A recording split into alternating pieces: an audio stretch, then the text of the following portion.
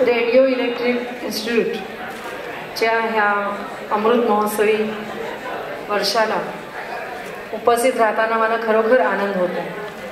हा एक कुटुंब सोहळा आहे असं म्हणायला काही हरकत नाही. इतका भावुक क्षण आज मी बघितला. 75 वर्ष पूर्ण होणं म्हणजे एक मोठी तपस्या आहे. एका इन्स्टिट्यूटची एक साधं रोपटं किती जिद्दीने लावलं असेल, किती दूरदृष्टीने लावलं असेल मराठे बंधूंनी, आणि त्यांना माहितीही नसेल की हे रोपटं एक वटवृक्ष बनेल. आणि त्या वटवृक्षाचे आज 75 वर्षाचे साक्षीदार त्या काळातले इथे उपस्थित आहेत. हे बघूनही अंगावर अक्षरशः शहारे आले. कारण तो इतिहास दाखवला गेला आज आपल्याला इथे.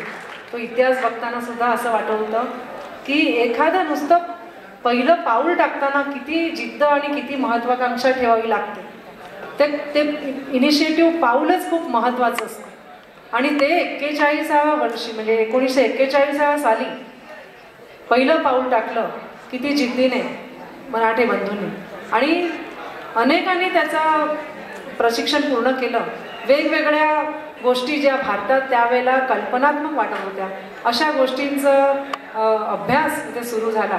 आणि त्यामुळे मला धन्य वाटतं इथे उपस्थित राहताना.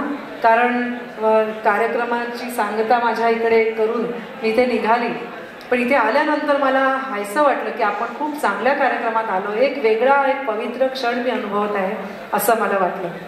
आणि आमचे भालचंद्र शिरसाट भाजपाचे नेते आहेत ते मला सांगायचे, मी ह्या इन्स्टिट्यूटमधून तिथे मी प्राध्यापक होतो, पण मला अक्षरशः आज त्यांच्याबद्दल जास्ती आदर वाटला आज. कारण ते ज्या जिद्दीने लोकांच्या समस्या सोडवत असतात, ज्या जिद्दीने सभागृहात बोलत असतात, ती जिद्द कुठेतरी त्यांनी कुठून घेतली हे आज मला कळलं.